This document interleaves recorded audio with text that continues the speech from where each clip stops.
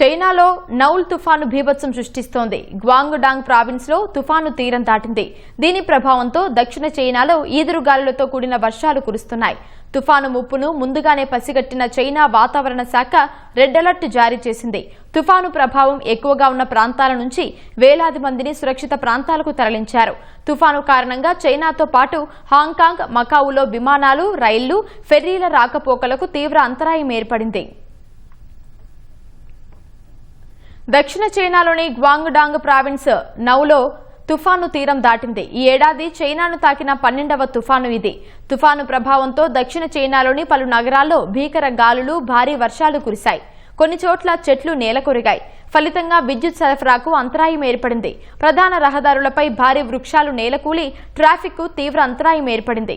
రహదారులను క్లియర్ చేసేందుకు మున్సిపల్ అధికారులు, రెస్క్యూ సిబ్బంది శ్రమిస్తున్నారు.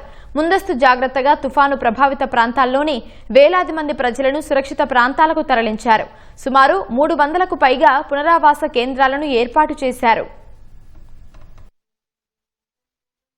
నౌల్ తుఫాను ప్రభావంతో హాంకాంగ్ అప్రమత్తమైంది. ముందస్తు చర్యగా స్కూళ్లన్నీ మూసివేస్తున్నట్లు హాంకాంగ్ ప్రభుత్వం ప్రకటించింది. భారీ వర్షాలతో విమాన, రైళ్ల రాకపోకలకు తీవ్ర అంతరాయం ఏర్పడింది. సుమారు 400కు పైగా విమానాలు, 150కి పైగా హైస్పీడ్ రైలు సర్వీసులను అధికారులు రద్దు చేశారు. మరోవైపు నౌల్ తుఫాను ప్రభావిత ప్రాంతాల ప్రజల కోసం 28 పునరావాస కేంద్రాలను హాంకాంగ్ ప్రభుత్వం ఏర్పాటు చేసింది. అటు నౌల్ తుఫాను ప్రభావం మకావులో కూడా కనిపిస్తోంది. భారీ వర్షాలు కురిసే అవకాశం ఉన్నందున మకావు నుంచి జుహాయ్, షెంజెన్, హాంకాంగ్ నగరాల మధ్య ఫెర్రీ సర్వీసులను నిలిపివేశారు. మకావు అంతర్జాతీయ విమానాశ్రయం నుంచి శని, ఆదివారాల్లో నడవాల్సిన 49 విమానాలను రద్దు చేశారు. మరికొన్ని విమానాలు కూడా ఆలస్యంగా నడుస్తున్నట్లు అధికారులు వెల్లడించారు.